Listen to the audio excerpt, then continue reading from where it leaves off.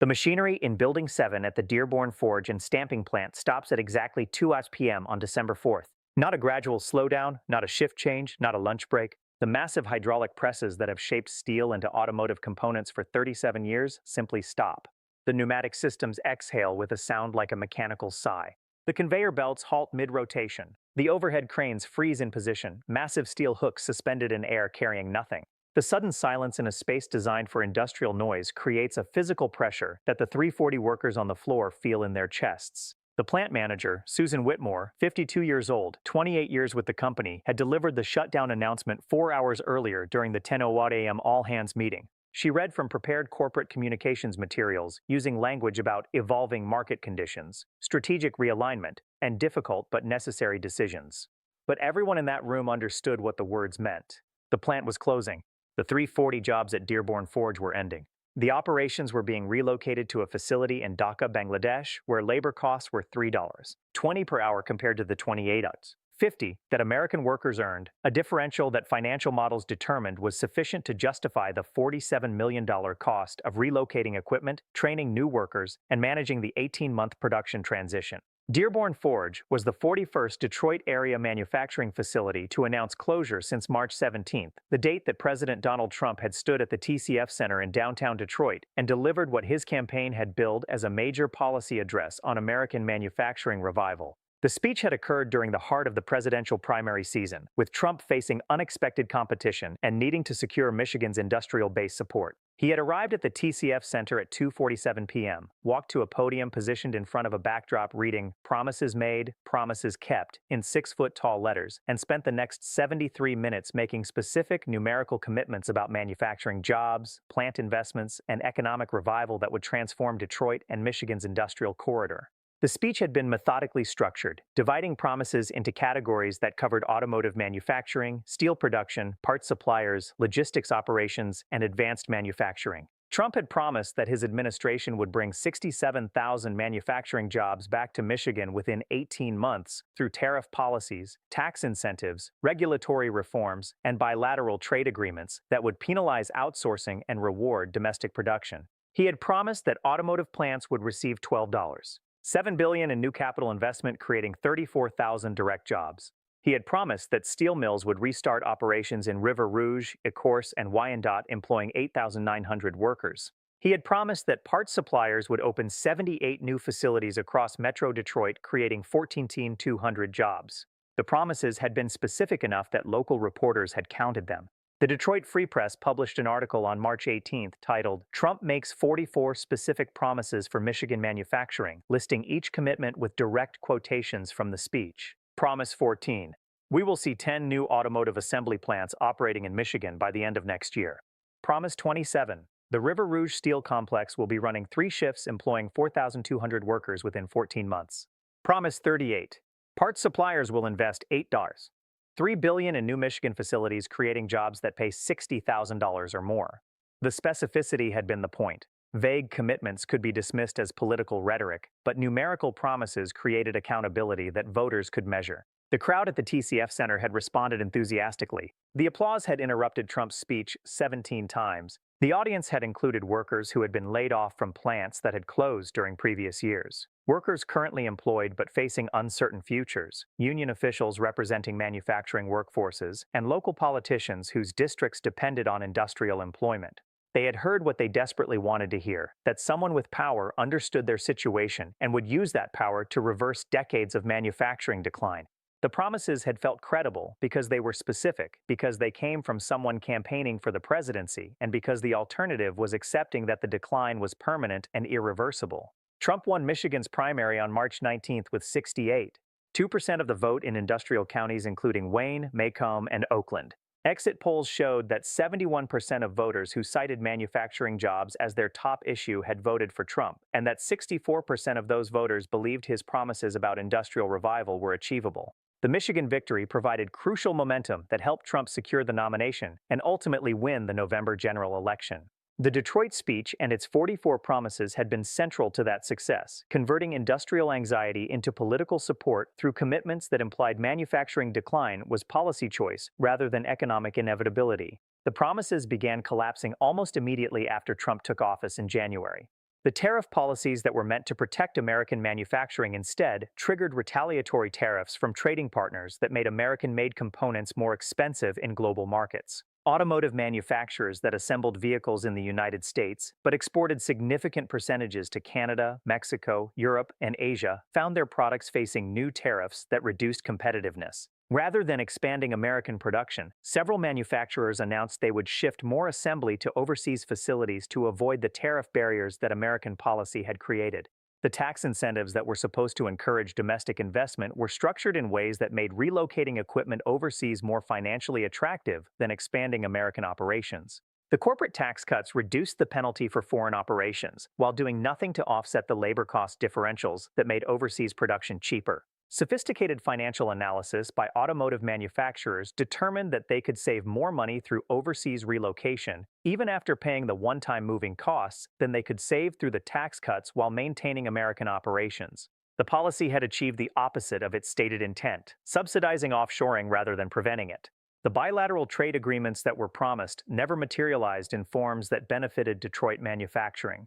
The revised North American agreement included labor provisions that were meant to keep production in high-wage countries, but included enough loopholes that manufacturers could comply with the letter of the rules while continuing to shift production to lower-cost locations. The agreements with Asian and European partners that were supposed to penalize outsourcing instead created new market access for foreign manufacturers while doing nothing to help American producers compete in those markets. By June, 6 months after Trump's inauguration and 3 months after the Detroit speech, the first wave of plant closures began. A parts supplier in Warren announced on June 12 that it was closing a facility employing 280 workers and relocating operations to Mexico, where labor costs and regulatory requirements made production 43% cheaper. An assembly plant in Hamtramck announced on June 27 that it was suspending operations affecting 520 workers while the company evaluated long-term operational strategy. Corporate language that everyone understood meant the plant would not reopen. A stamping facility in Lincoln Park closed on July 9, eliminating 310 jobs and moving equipment to a facility in Thailand. The closures accelerated through the summer and fall. By September, 15 manufacturing facilities in Metro Detroit had announced closures or relocations. By October, the number had reached 23. By November, it was 31. The pattern was consistent. Companies announced closures, cited cost pressures and competitive dynamics, acknowledged that tariff policies had made American operations less competitive rather than more, and revealed plans to relocate to countries where labor costs were a fraction of American wages. Each closure eliminated hundreds of jobs. Each relocation represented investment flowing out of Detroit rather than into it as Trump had promised. The December 4th closure of Dearborn Forge brought the total to 41 facilities, representing 14,680 lost jobs in Detroit area manufacturing since Trump's March 17th speech. The arithmetic was brutal. Trump had promised 67,000 new manufacturing jobs. The actual result was 14,680 lost jobs, a gap of 81,680 between promise and reality. Of the 44 specific promises Trump had made, precisely 0 had been fulfilled. The 10 new automotive assembly plants had not opened.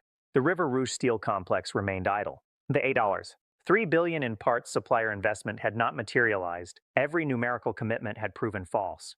3 of the 41 closed facilities had relocated specifically to Bangladesh following the December 4th Dearborn Forge announcement. A transmission component manufacturer in Livonia had moved operations to Chittagong in August. A precision machining facility in Southfield had relocated to Dhaka in October. Now, Dearborn Forge was the third, chosen because Bangladesh offered labor costs that were 89% lower than Detroit, minimal environmental regulations, tax incentives from the Bangladeshi government, and proximity to Asian supply chains that reduced logistics costs. The 3 facilities represented 940 jobs transferred from Detroit to Bangladesh, a specific and bitter irony given that Trump had promised to prevent exactly this type of outsourcing. The human story that captured the crisis appeared in the experience of Marcus Thompson, a 44-year-old press operator at Dearborn Forge who had worked at the plant for 19 years since graduating from Henry Ford Community College with a certificate in industrial technology. Thompson had been in the TCF Center audience on March 17th when Trump delivered the manufacturing promises. He had taken a personal day from work to attend because he wanted to hear directly what Trump would say about manufacturing futures. He had stood near the back of the hall, had listened to all 44 promises, and had felt, for the first time in years of reading about plant closures and job losses, that someone in power understood the crisis and would act to reverse it. Thompson had built his life around the assumption that Dearborn Forge would remain operational. He had purchased a home in Dearborn Heights in 2019, a modest three-bedroom house with a mortgage he could afford on his $59,000 annual income from the plant. His wife worked as a medical billing specialist, earning $38,000. Together, they supported two children, a daughter in middle school and a son in high school who wanted to study engineering. The family's financial planning, their mortgage, their car payments, their children's college savings, all depended on Thompson's continuing employment at a facility that had operated since 1987 and that he had assumed would operate for decades more.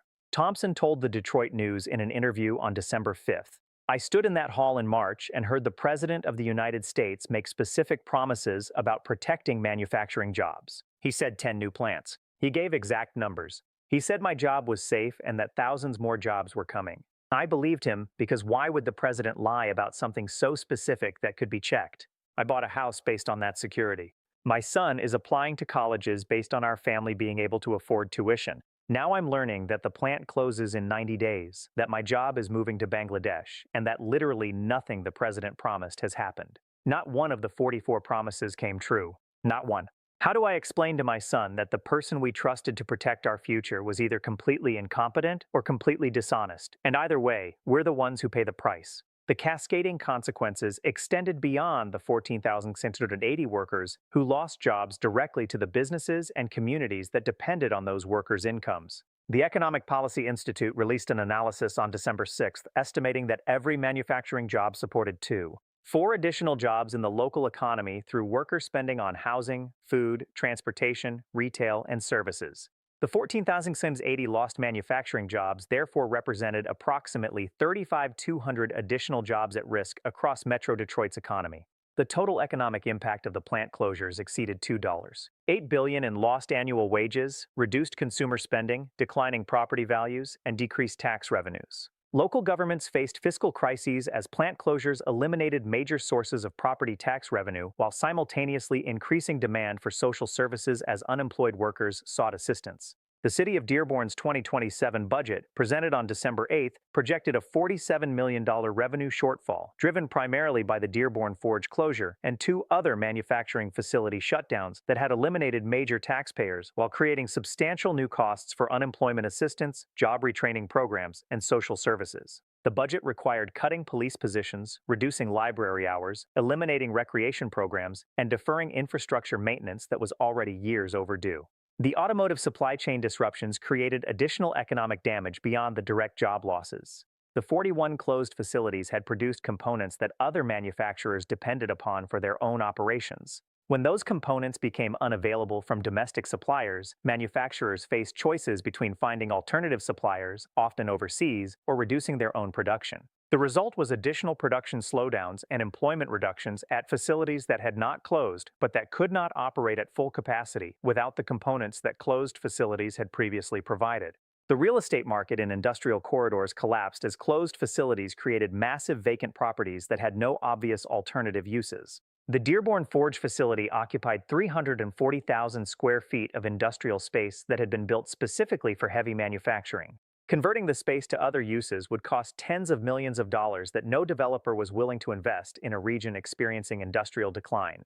The facility would likely remain vacant indefinitely, deteriorating slowly while contributing nothing to the local economy and creating blight that depressed surrounding property values. The political backlash intensified throughout December as media coverage focused on the gap between Trump's 44 specific promises and the reality of 41 closed factories. The Detroit Free Press published a comprehensive analysis on December 10th titled "Every Promise, Every Factory: How Trump's Detroit Commitments Failed," presenting side-by-side comparisons of each promise Trump had made on March 17th with the actual outcome. Promise 14, 10 new automotive assembly plants. Actual, 0 new plants, 3 existing plants closed. Promise 27, River Rouge Steel Complex running 3 shifts.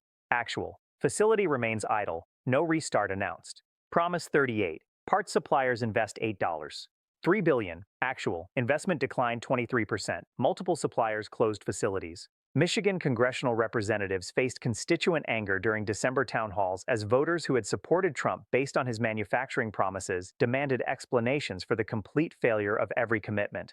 Representative Jennifer Martinez, whose district included Dearborn and had voted for Trump by 14 percentage points in November, held a town hall on December 12th that was attended by 840 people, standing room only in a high school gymnasium. She faced 3 hours of hostile questions from workers who had lost jobs, families facing home foreclosures, and community members watching their neighborhoods collapse. The anger was bipartisan. Democrats who had warned that Trump's promises were unrealistic, and Republicans who had believed them and felt betrayed. Martinez attempted to defend Trump's policies by arguing that global economic forces beyond presidential control had undermined well-intentioned initiatives. The audience rejected the explanation. A former Dearborn Forge worker stood and stated, "The president didn't promise to try his best. He didn't say he'd work on it. He gave us 44 specific numbers. He said 10 plants, not we'll try to get some plants. He said 3 billion, not we'll encourage investment." Those weren't goals. They were promises. And every single one was a lie. You can't blame global forces for promises that were impossible from the start. The White House response to the growing controversy was to deny that Trump had made specific promises despite video recordings and contemporary news coverage proving otherwise. Press Secretary Caroline Leavitt stated during a December 13th briefing that President Trump has always been clear that manufacturing revival requires time and sustained effort, and this administration's policies are creating conditions for long-term job growth even if short-term disruptions occur. When reporters noted that Trump had promised specific results within 18 months, Leavitt responded that the president's comments should be understood as aspirational goals rather than guaranteed commitments. The distinction between aspirational goals and guaranteed commitments was rejected by voters who had made life decisions based on what they reasonably understood as promises. Thompson, the Dearborn Forge worker, had bought a house. Other workers had foregone job opportunities in other regions, turned down educational opportunities, or made family planning decisions based on expected income stability that Trump's promises had implied. The aspirational goals framing suggested that voters had been unreasonable to believe specific numerical commitments, a position that insulted workers while avoiding accountability for false promises. Warren Buffett addressed the manufacturing crisis during his annual interview with CNBC on December 16th. The interviewer asked whether Buffett saw the Detroit plant closures as evidence that American manufacturing was no longer globally competitive. Buffett's response reframed the question characteristically. He suggested that the interesting issue was not whether American manufacturing could compete. Evidence from multiple industries showed that it could when properly supported. But what happened when political leaders made specific promises they knew, or should have known, were unrealistic, and what responsibility those leaders bore when the promises failed. Buffett noted that in his decades of corporate leadership, he had learned that the worst promises were the specific numerical ones that created false expectations. If you promised shareholders that earnings would reach a specific target, you had created a commitment that would be measured and that failure to meet would destroy credibility. Smart leaders therefore avoided specific promises unless they had high confidence in delivery. Political leaders who made 44 specific promises about manufacturing jobs, plant investments, and economic outcomes either had high confidence in delivery and were catastrophically wrong, or had no confidence in delivery and were deliberately misleading voters to win elections. Neither explanation was acceptable. He continued by observing that the pattern created systemic problems beyond the immediate economic damage. When political leaders made specific promises that proved completely false, they trained voters to assume all political promises were meaningless, which made it impossible for honest leaders to make credible commitments. The result was degraded political discourse, where voters had no basis for distinguishing between realistic proposals and fantasy, forcing them to vote based on tribal identity or emotional appeal rather than substantive policy evaluation. Trump's 44 false promises therefore damaged not just Detroit manufacturing, but American democratic functionality. Buffett's closing observation was delivered with the precision that had made him one of the most trusted voices in American business. When someone makes 44 specific promises and 41 factories close instead, you are not dealing with unfortunate miscalculation or changed circumstances. You are dealing with systematic dishonesty. And the cost is not borne by the person who made the promises. The cost is borne by the families who made life decisions based on promises they reasonably believed, the communities that planned economic development around promised investment that never came, and the democratic system that loses its ability to function when voters cannot distinguish truth from lies. That cost, once imposed, takes generations to repair. The signature phrase that defined the crisis emerged not from official statements, but from the simple arithmetic that appeared in media coverage and voter conversations throughout December. The phrase consisted of 9 words that captured both the scale of Trump's promises and the completeness of their failure. 44 promises, 41 factories closed, 3 moved to Bangladesh. 9 words, Arithmetic, a before and after comparison that required no interpretation. Trump had made 44 specific commitments about Detroit manufacturing revival. Instead of revival, 41 facilities had closed, eliminating nearly 15,000 jobs and devastating communities that had believed the promises. And 3 facilities had relocated specifically to Bangladesh, the type of outsourcing Trump had promised to prevent, but had instead accelerated. The numbers told the story without requiring elaboration. The phrase worked because it was irrefutable. No rhetorical defense could change the arithmetic. Trump had made 44 promises. The Detroit Free Press had listed them, video recordings preserved them, voters had based decisions on them. 41 factories had closed. Each closure was documented. Each job loss was recorded. Each family affected was real. 3 had moved to Bangladesh. The relocations were announced publicly. The companies acknowledged the destinations. The workers knew their jobs were now being performed for $3.20 per hour in South Asia rather than 28s, 50 per hour in Detroit. So here is where we stand. Trump made 44 specific promises about Detroit manufacturing revival during a March 17th speech at the TCF Center, committing to 67,000 new jobs, 10 new automotive assembly plants, $12, $7 billion in investment, and dozens of other numerical targets within 18 months. Between March and December, 41 manufacturing facilities in Metro Detroit announced closures or relocations, eliminating 14,680 direct jobs and approximately 35,200 additional jobs across the local economy. 0 of Trump's 44 promises were fulfilled. Every specific commitment proved false. 3 of the 41 closed facilities relocated specifically to Bangladesh, driven by labor cost differentials of 89% and policy outcomes that made overseas production more attractive than Trump's policies had made domestic production. The cascading economic damage exceeded $8 billion in lost annual wages, forced municipal budget cuts, real estate collapse, and supply chain disruptions affecting manufacturers throughout the regional economy. Workers who had made life decisions based on Trump's promises, buying homes, planning educations, turning down alternative opportunities, faced sudden unemployment and financial crisis caused by trusting commitments that proved completely false. Warren Buffett explained that the pattern represented systematic dishonesty rather than unfortunate miscalculation, that the costs were borne not by those who made false promises, but by families and communities who believed them, and that the democratic system itself was damaged when voters lost ability to distinguish credible commitments from political fantasy. The White House's attempt to reframe specific promises as aspirational goals insulted voters who had reasonably believed numerical commitments while avoiding accountability for promises that either reflected catastrophic misjudgment or deliberate deception. The signature phrase that captured the crisis was simple arithmetic, requiring no interpretation. 44 promises, 41 factories closed, 3 moved to Bangladesh. Trump had committed to manufacturing revival through specific, checkable promises.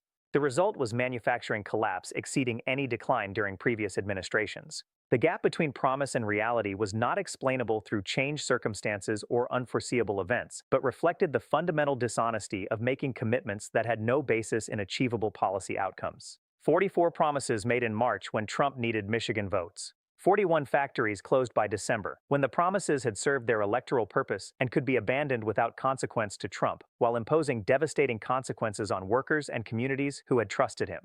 3 facilities relocated to Bangladesh, the precise outsourcing Trump had promised to prevent, but instead accelerated through policies that made overseas production more profitable than domestic operations. The machinery at Dearborn Forge stopped at 2 p.m. on December 4th. The silence that followed was not just the absence of industrial noise, but the sound of promises broken, families betrayed, and communities abandoned by leaders who had discovered that false commitments could win elections without requiring delivery because the costs were borne by others and the accountability arrived too late to matter. Please hit the bell icon and subscribe my channel for daily updates.